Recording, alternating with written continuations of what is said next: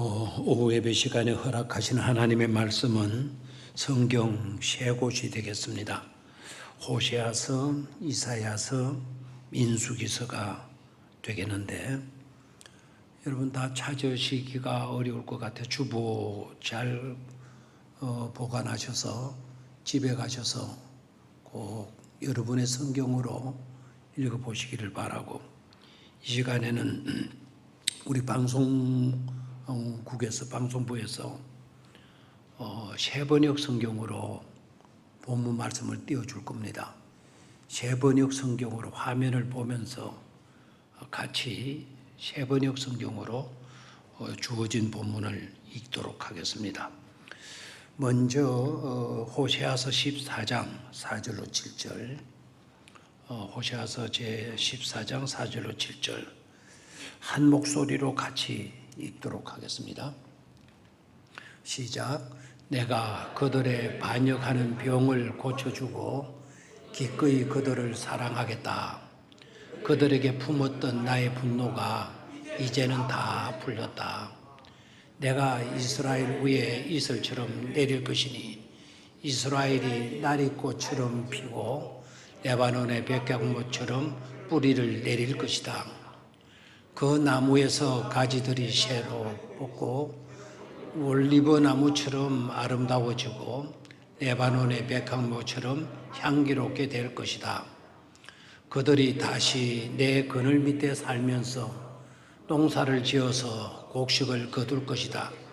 포도나무처럼 꽃이 피고 레바논의 포도주처럼 유명해질 것이다. 아멘. 오늘 여러분이 특산물을 하나 하시고 가시기를 바라요. 다른 것으로 또 받아야 할 은혜는 받지를 않고 엉뚱한 은혜 받는 사람들이 있을 거예요. 야, 레바논의 포도주가 특산물이구나. 내가 반드시 사서 마셔보리라. 이렇게 은혜를 받는 사람이 혹시 있을는지 모르겠습니다. 너무 울리는데 방송이 지금. 자, 그 다음에 두 번째는 이사야서 26장 19절 한 절 말씀. 좀 길죠, 그죠? 이사야서 26장 19절. 방송이 자꾸 울려요. 왜? 너무 울려요. 자, 시작. 그러나 주님의 백성들 가운데서 죽은 사람들이 다시 살아날 것이며 그들의 시체가 다시 일어날 것입니다. 무덤 속에서 잠자는 사람들이 깨어나서 즐겁게 소리칠 것입니다. 주님의 이슬은 생기를 불어넣는 이슬이므로 이슬을 머금은 땅이 오래전에 죽은 사람들을 다시 내놓을 것입니다. 땅이 죽은 자들을 다시 내놓을 것입니다. 아멘. 자, 마지막으로 이제는 민수기 11장 9절의 말씀을 읽도록 하겠습니다. 민수기 11장 9절 같이 읽습니다. 시작. 밤이 되어 진에 이슬이 내릴 때면 만나도 그 위에 내리곤 하였다. 한 번 더 읽겠습니다. 밤이 되어 진에 이슬이 내릴 때면 만나도 그 위에 내리곤 하였다. 아멘. 혹시나 우리 어르신들 그 진에 성경 구절 자꾸 지우지 말고 계속 떼어놔도 돼요. 밤이 되어 진에, 그 진은 진이 뭐야? 이렇게 물을 수도 있는데 그 진은 사람들이 모여서 사는 그 진지를 가리켜요. 그 장막 또는 텐트 이런 거를 가리켜요. 그러니까 밤이 되어 그들이 머물고 있는 그 진영에 뭐가 내릴 때면, 이슬이 내릴 때면 그때 모두 내렸다. 만나도 그 위에 내리곤 하였다. 그 위는 어느 위에? 두 가지를 생각할 수가 있겠어요. 진 위에, 그 텐트 같은 천막 위에 내렸다. 그 위에는 이슬이 먼저 내려 있죠. 그 이슬이 내린 위에 만나가 내렸다. 그런 의미예요. 자, 세 곳의 성경을 조금 여러분 예배 시간에 세 곳의 성경을 읽는다라는 것은 그런 간단한 문제가 아니죠, 그죠? 세 곳의 성경을 여기 폈다 저기 폈다 또 여기 폈다 이렇게 하면 굉장히 혼란스러울 수도 있는데, 그럼에도 불구하고 세 곳의 성경을 읽은 이유가 있지 않겠어요? 여러분들을 귀찮게 만들면 난들 뭐가 좋겠어요? 그러나 그렇게 읽지 않으면 안 될 사정이 있는 거죠. 그래야만 우리가 하나님의 은혜와 하나님의 메시지를 분명히 이해하고 들을 수가 있을 것이니까 말입니다. 세 곳의 성경을 읽었는데, 혹시 여러분 세 곳 성경에서 공통적으로 나타났던 단어가 기억이 납니까? 세 곳 성경 읽을 때 여기도 이 말, 여기도 이 말이 있네, 여기도 이 말이 있네. 여러분이 그렇게 여겼던 그 말, 이 말, 이 말은 뭐였나요?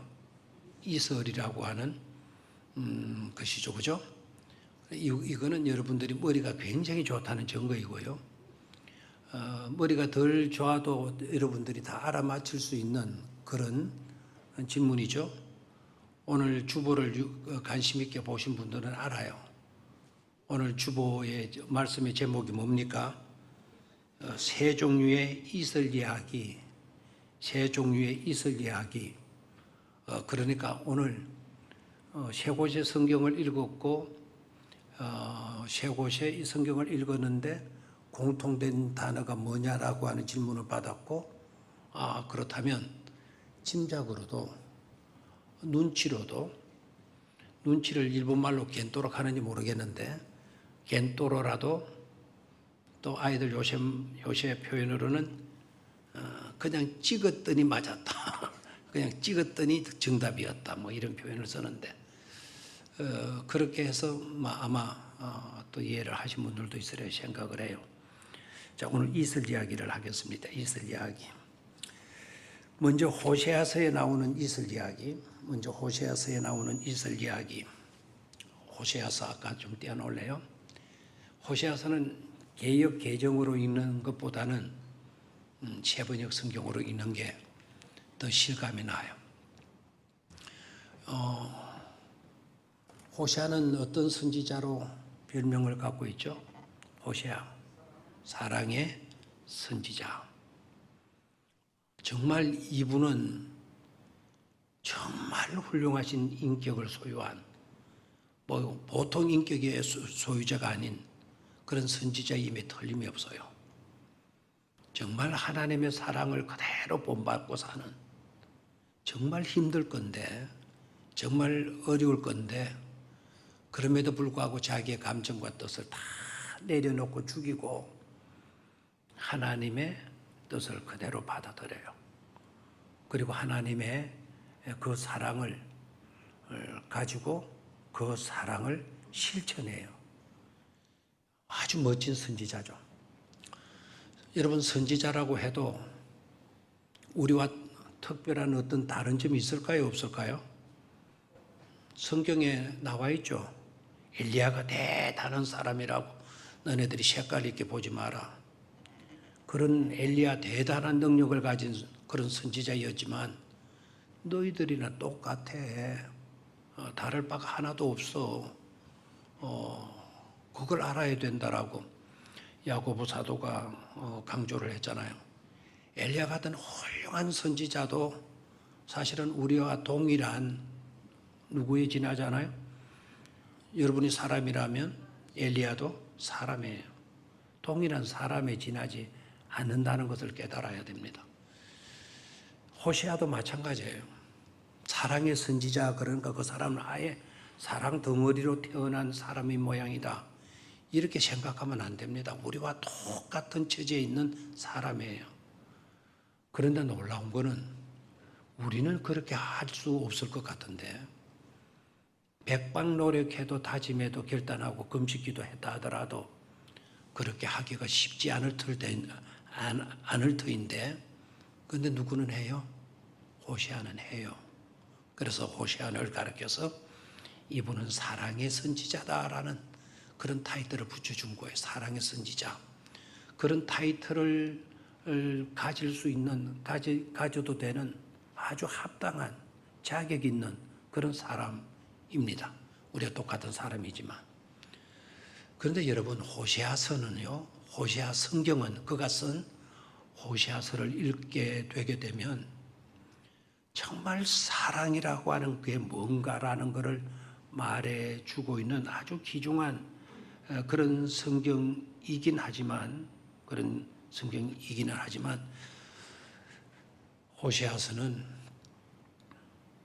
그 내용 한 절 한 절을 뜯어서 해석하고 그 상황을 분석하고 하게 되면 이거는 예가예요. 예가. 예가가 뭐죠? 예가가 뭐죠? 어린애를 가리켜서 예가라고 그러잖아요. 예가. 그렇습니까? 예가. 에레미야, 예가. 많이 들었던 이름 아닙니까? 어떻게 보게 되면 에레미야서, 에레미야, 에가서라고 말을 붙이듯이 호세아서 또는 호세아, 에가서라고 말하는 게 더 합당하다라고 하는 그런 인식을 갖게 하기도 해요. 그런데 그냥 슬픈 노래가 아닙니다. 그냥 슬픈 노래가 아니고 단장의 예가. 단장이라는 뭐죠? 장을 끊어놓는, 창자를 끊어놓는 슬픈 노래.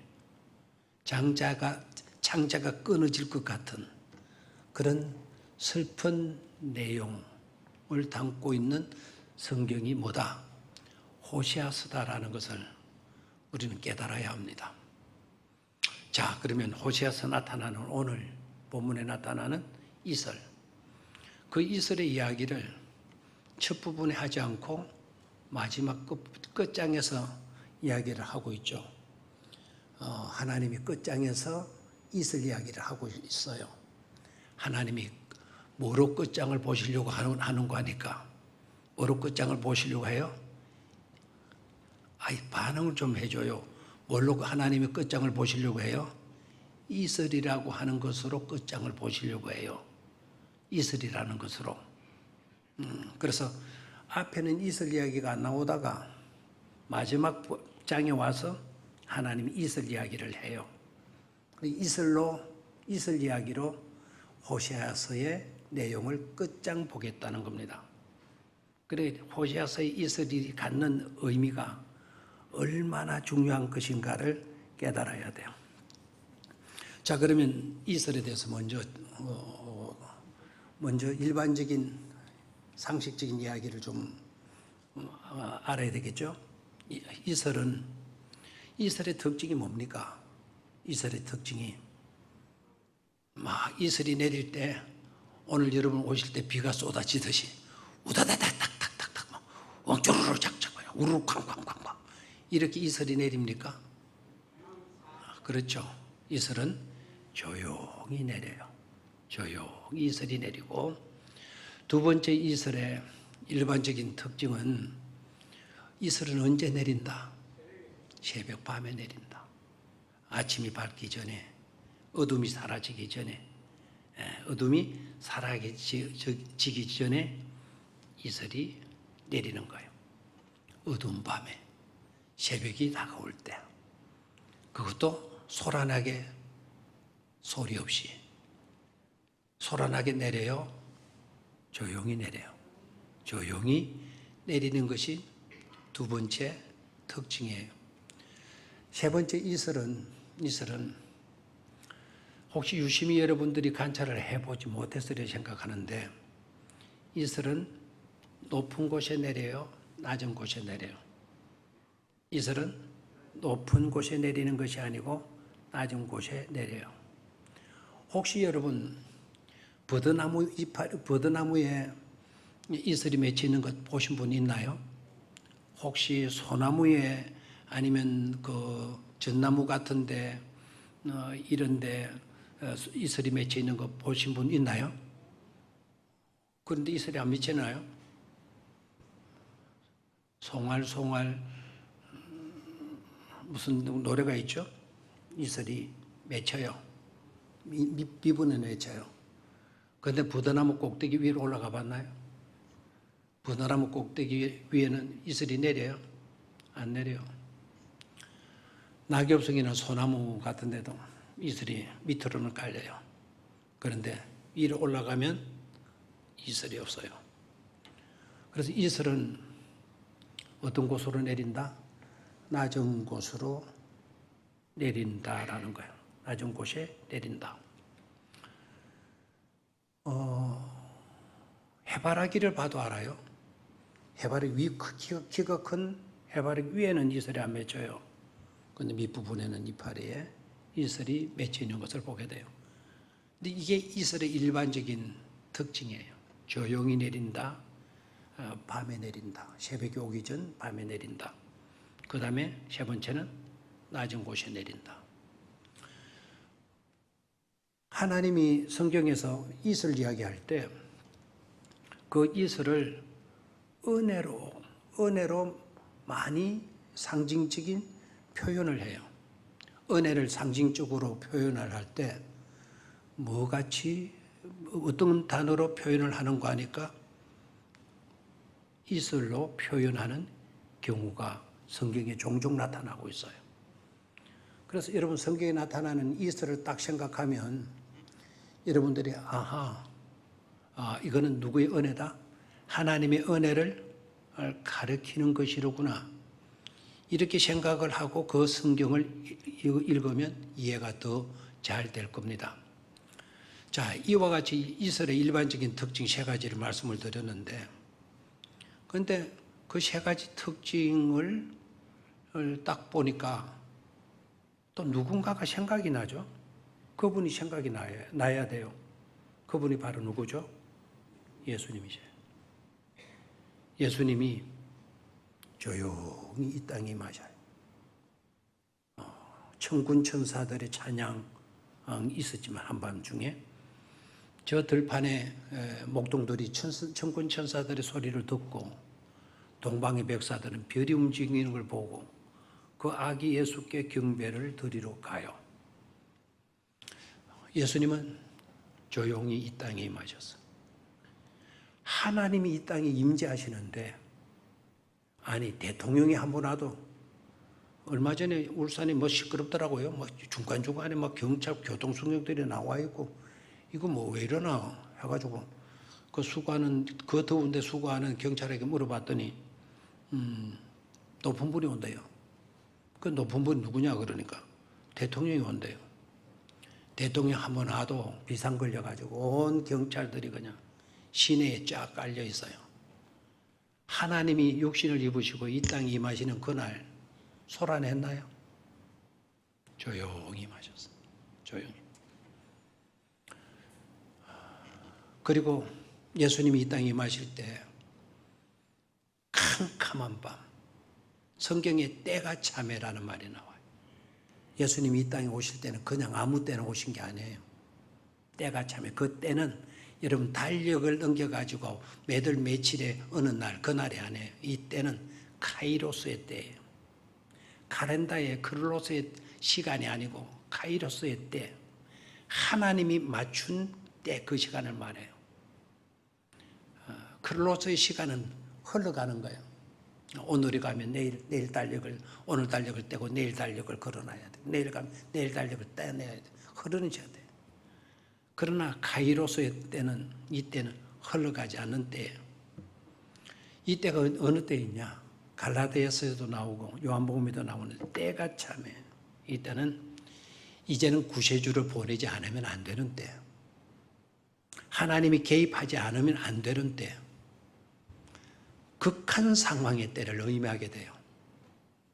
우리는 극한 상황에 놓이게 될 때 내가 대낮의 형편에 처해서 이러지 마라 이렇게 말 안 해요. 나는 지금 극한 상황에 빠졌다는 것은 나는 캄캄한 밤에 놓여 있다. 가장 어두울 때가 언제인지 아시죠? 가장 밤 중에서도 어두울 때, 그때가 언제입니까? 바로 새벽이 오기 전이에요. 새벽이 오기 전에. 그러니까 가장 어두운 캄캄한 죄악의 세상에 우리 주님은 조용히 임하셨어요. 그리고 낮고 천한 이 땅 위에서 사람이 사는 세계에서 가장 낮은 곳, 가장 비천한 곳, 그것이 짐승의 마구간 아닙니까? 짐승처럼 대접받는 것. 나를 개같이 여기느냐? 내가 돼진 줄 아느냐? 이거는 인간이 최하로 비하되어지는 상태를 말하게 되죠. 예수님이 가장 낮은 마구간에서 태어나시게 되잖아요. 그러니까 곧 이슬은 누구를 상징하는 거다? 예수 그리스도를 연상하게 되어지는 것이죠. 아멘입니까? 그렇지만 여러분, 소란하게 오시지 않아도 조용히 오시는 둥 마시는 둥 그렇게 오셨다 할지라도 예수님이 이 땅에 오셔서 그 캄캄한 어두운 밤에 빛으로 오셨어요. 빛으로. 그리고 가장 비천한 곳에 오셨지만 가장 비천한 처지에 놓여 있는 우리들을, 가장 비천한 위치에 처해 있는 우리들을 가장 존귀한 존재로 만들어 주신 줄로 믿습니다. 이게 예수 그리스도의 생애였어요. 삶이었어요. 그 생애가 곧 뭐를 닮았는가 하니까 이슬을 닮은 거예요. 그래서 오늘 성경 세 곳에서 3대 이슬 이야기를 우리가 듣게 될 건데, 말하게 될 건데, 3대 이슬 이야기는 사실 알고 보면 누구의 이야기다? 예수 그리스도의 이야기다라는 것입니다. 자, 그러면 이제 호세아서로 갑니다. 호세아서에서 나타난 이슬은 어떤 이슬이냐? 호세아는 정말 힘든 결혼 생활을 하죠.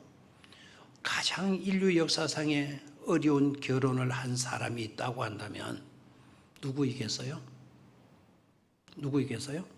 호세아입니다. 제가 우리 교회 다니시는 분들이니까 아시더라고요. 교회 안 다니는 사람들 중에서도요, 영국의 여왕의 이름을 잘 몰라도 호세아의 부인의 이야기는 알더라고요. 부인이 누군지는 아는 사람이 많더라고요. 안 믿는 세상 사람들에게도 호세아의 부인이 누구인지를 아는 분들이 꽤나 있어요. 아마 그분들은 교회를 한 번쯤 나가서 뭐 그런 게 있는지 모르겠지만 호세아의 부인이 누구죠? 누구요? 코시고 성은 메리입니다. 혹시 우리 교회는 코시가 없는 것 같아요. 아, 있구나. 있네요. 없는 게 아니라 있네요. 진짜 코시가 아니라는 걸 아셔야 돼요. 이번 주 수요일 저녁에는 유수도, 다시 보는 유수도 설교할 건데, 그 유수도의 성이 뭐냐? 또 유시라 하면 골치 아픕니다. 고멜이라고 하는 여자와의 결혼이에요. 결혼해서 아이를 낳아요. 이스라엘이라고 하는 아들을 얻어요. 그런데 두 번째 딸을 낳아요. 두 번째 딸을 낳았는데 그 딸의 이름이 혹시 뭔 줄 알아요?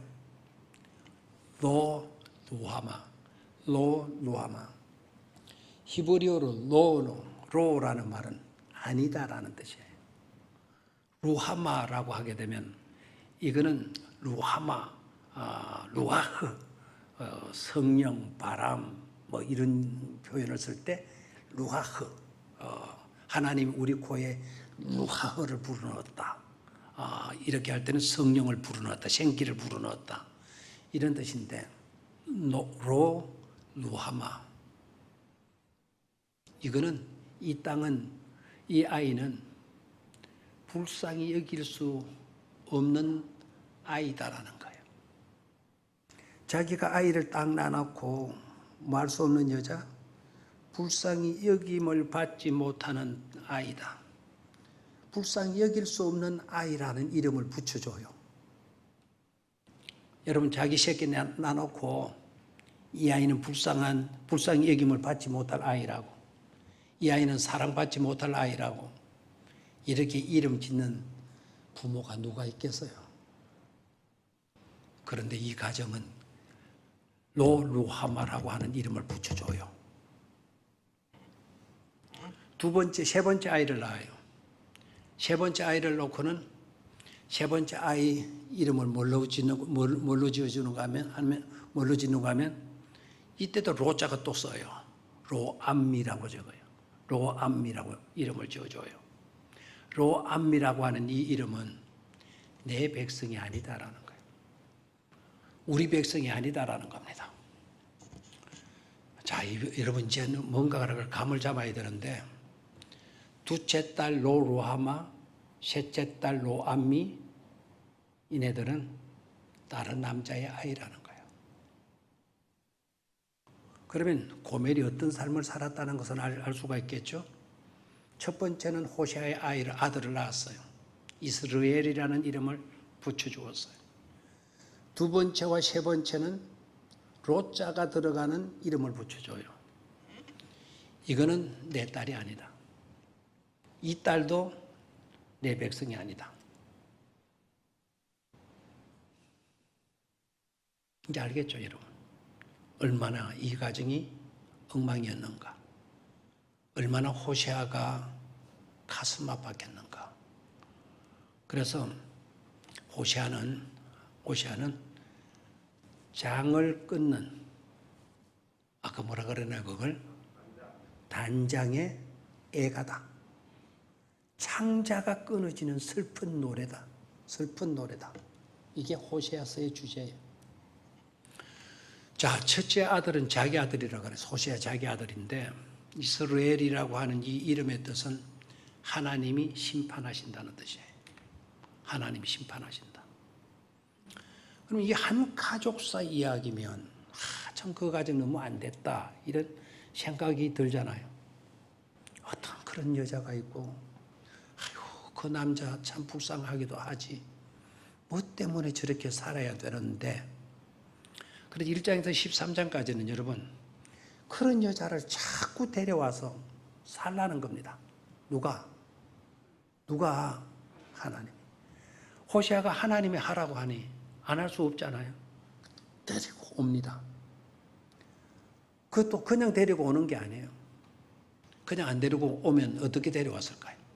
가가지고 머리채 잡아 끌고 그냥 치마자랑 잡고 막 질질 끌고 오는 그런 데리고 오는 것이 아니에요. 그렇게 데려온 게 아니에요.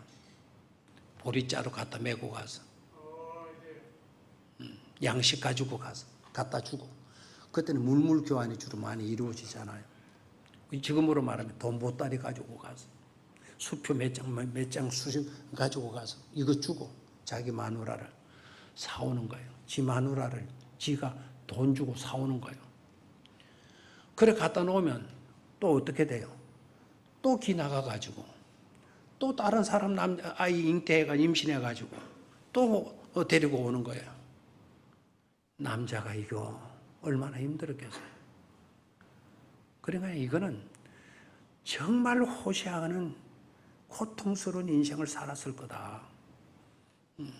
그러나 우리는 그를 가르쳐서 뭐라 그래요? 사랑의 선지자라 그러잖아요. 여러분 같으면 내가 왜 그래야 됩니까? 하나님, 내가 뭔데 자꾸 저도록 자꾸 그렇게 하라는 겁니까? 나도 사람입니다. 나도 그런 여자 이제 더 이상 싫습니다. 이거 한 번, 두 번도 아니고 이게 뭡니까, 하나님? 언제까지 내가 이렇게 살아야 됩니까? 불만, 불평 나올 수 있잖아요. 하나님 앞에 호세아는요, 그런 자기의 감정 다 내려놔요. 다 내려놓고, 하나님을 가서 데리고 와서 살아. 그러면 예 하고 또 데리러 가요. 또 같이 살아요. 또 기 나가요. 기 나가지는 않겠죠. 그래서 나갔겠죠. 반응이 좀 보여야 되는데 기어 나간 게 아니고 뭐 나갔겠어요? 물론 집에서 나갈 때는 살살 기어 나가는지는 모르겠어요.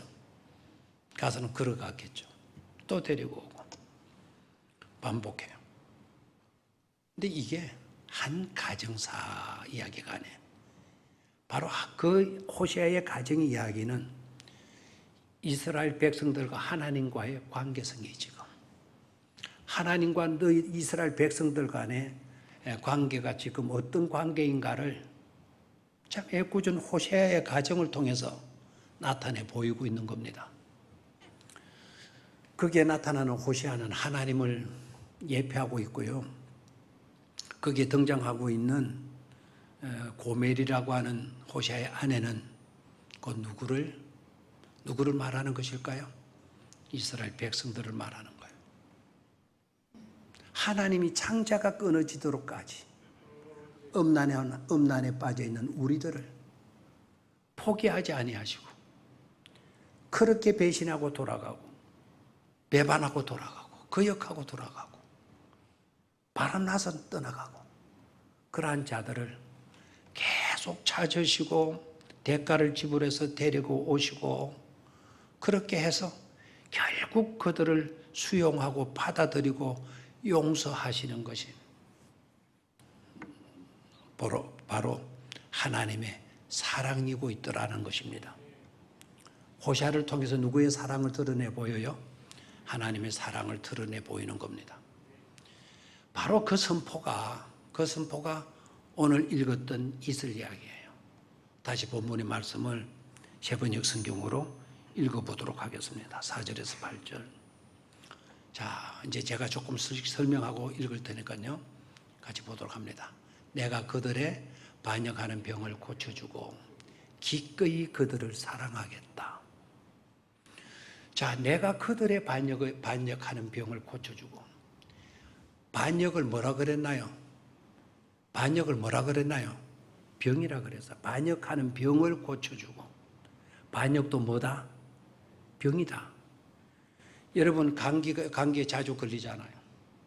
이 사람들의 반역도 감기 걸리듯이 자꾸 그렇게 반역하는 거예요. 반역도 병이라고 그랬어요. 반역하는 병을 하나님 뭐 해주시고 고쳐주시고 그 다음 말이 우리 가슴을 놓게 만들잖아요.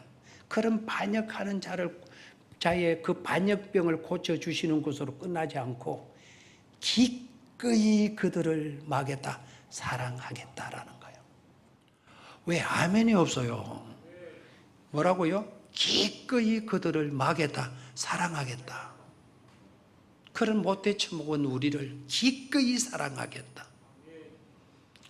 제가 아침 묵상 시간에 나가가지고 사람들이 굉장히 호평을 받고 얼마 전에 월요일 날 우리 목사님들 모여서 갑자기 설교해달라고 그래서 내가 그 설교했는데 억지로가 아니라 기꺼이라고 하는 글을 내보냈어요. 억지로가 아니라 기꺼이. 우리 주님이 요구하시는 거예요. 그게 하나님의 뜻이에요. 누군가가 억지로 오리를 가고자 하느냐?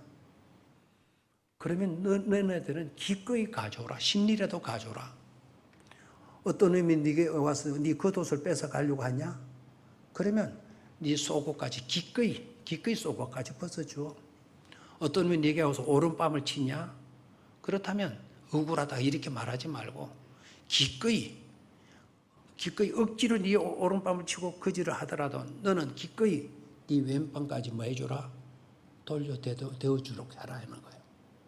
한마디로 요약을 한다면 하나님은 저와 여러분들에게 속 좁은 인간으로 살지 말고 큰 사람이 되라는 말씀을 우리에게 해 주신 거예요. 무슨 사람 되라고? 큰 사람들. 한 대 얻어맞았다고 가서 한 대 집박는 그런 사람 되지 말고 한 대 치더라도 두 대까지 맞을 수 있는 포용해 줄 수 있는 큰 사람. 그도 가지고자 하는 자에게 쏘고까지. 이 말은 내가 불거숭이가 되어지는 것을 말하는데 네가 기꺼이 불거숭이라도 그를 위해서 되어주라. 그러면서 그와 같은 사람을 수용해주라, 포용해주라. 오른밤 내어치거든 맨밤까지 돌려줘. 너는 그만큼 큰 사람이 될 수 있어야 돼. 한 대 얻어맞았다고 가서 한 대 치고 한 대 맞았다고 두 대 갖다 보복하려고 하는 그런 속 좁은 인간으로 살지 말고 어떤 사람으로 살아라. 큰 사람 되라는 거예요. 아멘입니까?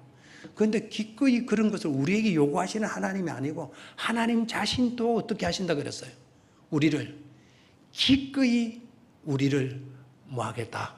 사랑하시겠다라는 거예요. 얼마나 감사해요. 그 다음에 봅니다. 그들에게 품었던 나의 분노가 이제는 다 풀렸다. 아멘. 그들을 향했던 나의 분노가, 그들에게 품었던 나의 분노가 이제는 다 뭐했다? 풀렸다. 여러분 저를 보세요. 혹시 제가 여러분의 인상을 보고 해서요, 오늘 막 화에 사로잡혀 나와가지고 째려보고 이상한 모습을 짓고 있던 사람들이 성령님이 딱 개입하셔서 어루만져 주셨어요. 여러분의 얼굴이 활짝 풀려져요. 성경에 그 말이 나와요.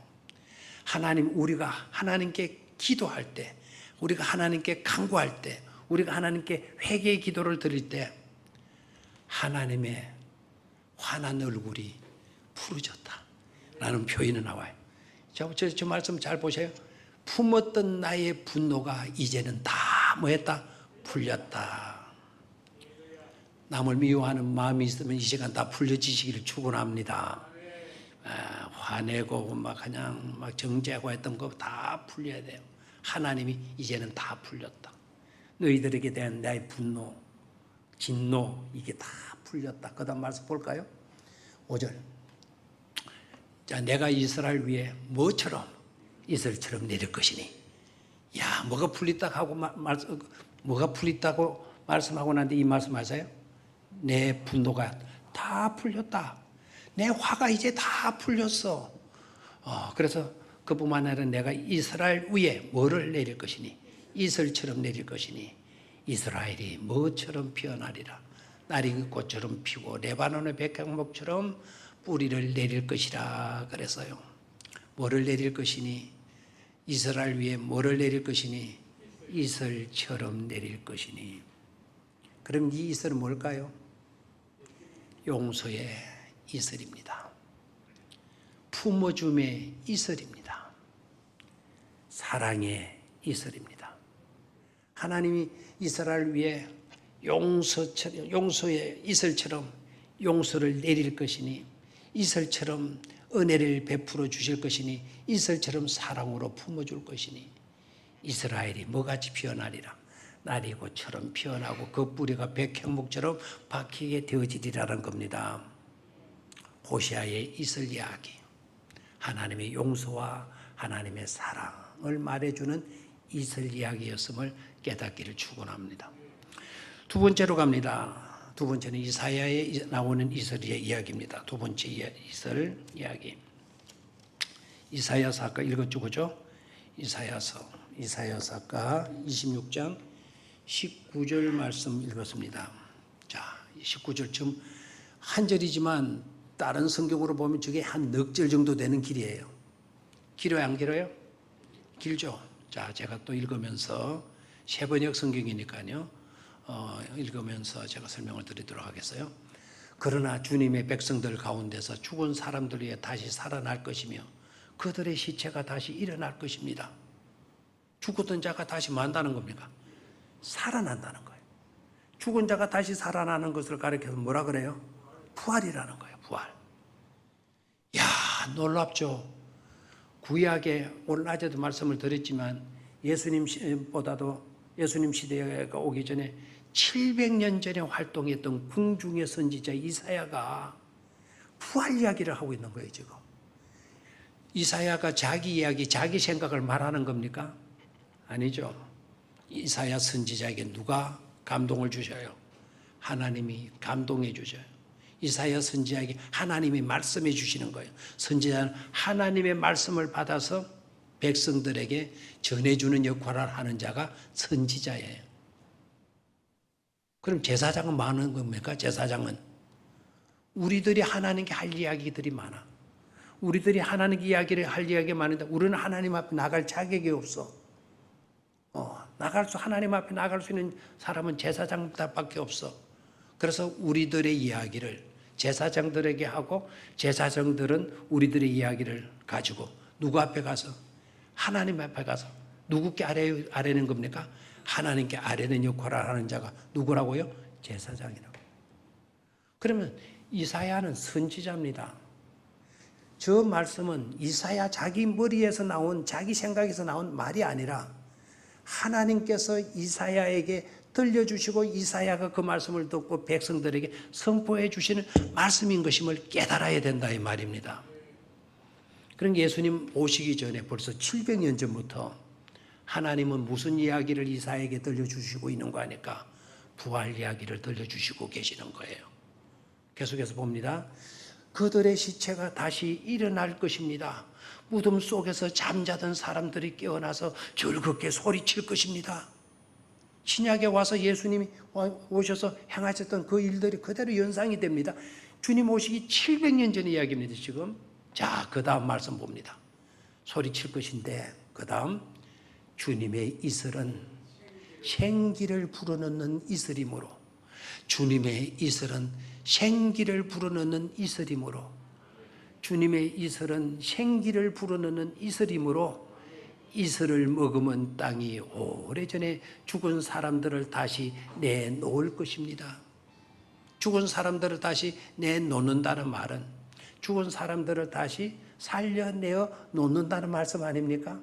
땅이 죽은 자들을 다시 내놓을 것입니다. 말씀하고 있어요. 그렇다면 쉽죠? 이사야서에서 나타나고 있는 이슬의 이야기는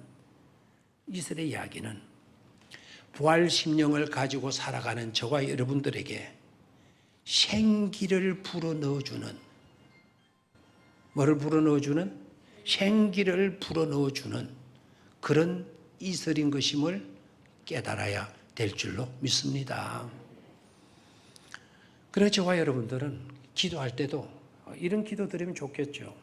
하나님이요, 이사야를 통해서 말씀해 주셨던 생기를 돋구어주는 생기의 이슬을 날마다 우리에게 공급하여 주시옵소서라고 기도할 수 있어야 될 줄로 믿습니다.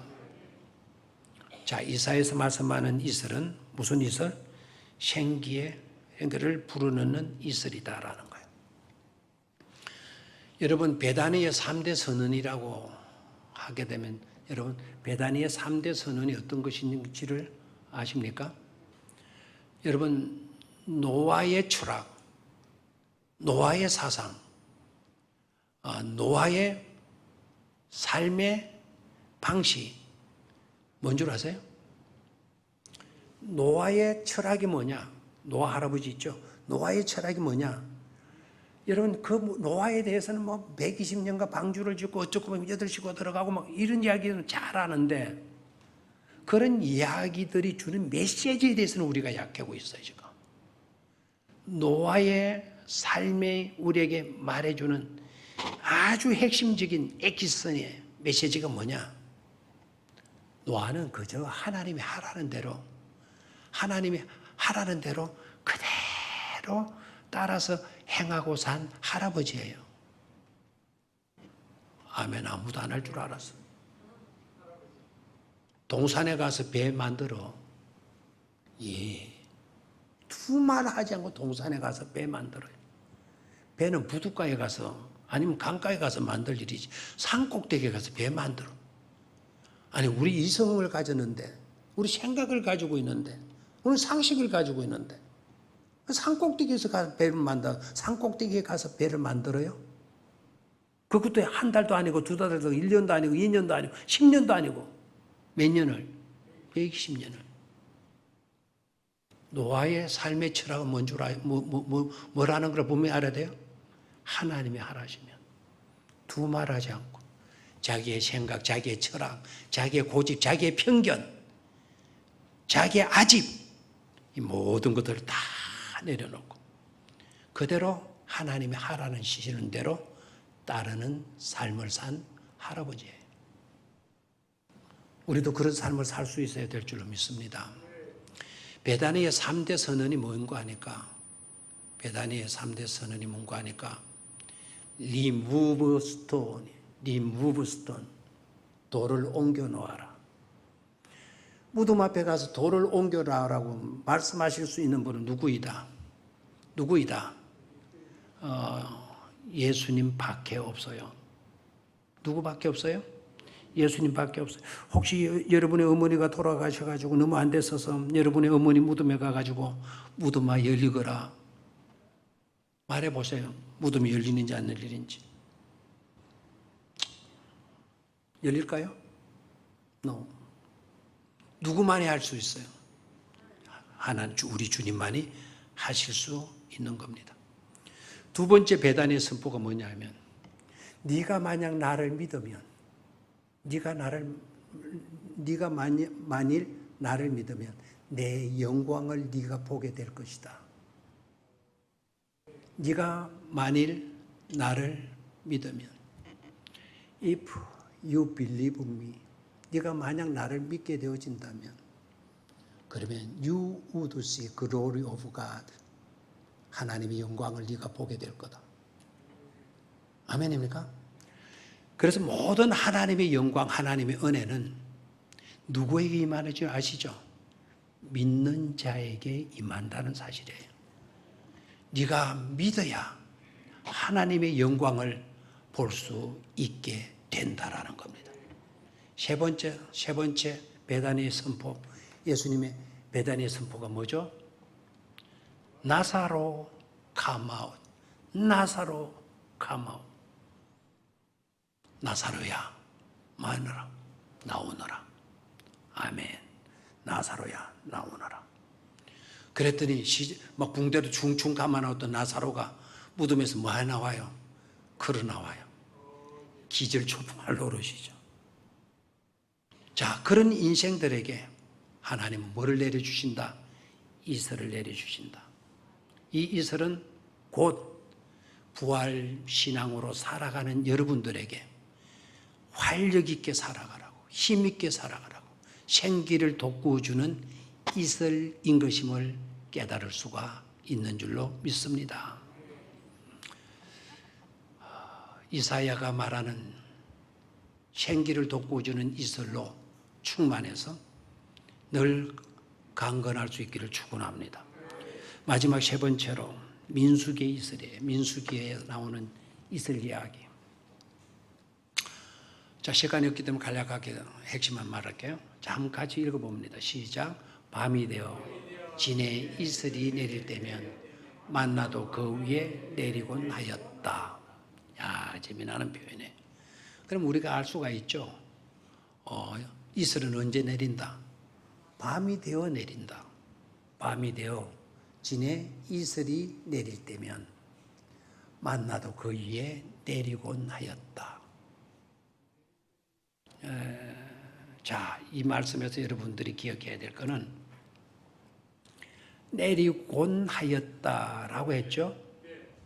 그렇다면 안 내릴 때도 있었다라는 거죠. 그러면 내릴 때가 많았겠어요? 안 내릴 때가 많았겠어요? 내릴 때가 많았죠. 혹시 여러분 기억납니까? 아니, 새벽에 이슬을 내리면 만나 주시는데 만나가 안 내린 때가 있었나? 있었어요? 없었어요? 여러분 고민이 됩니까? 고민이 되면 곤란한데요.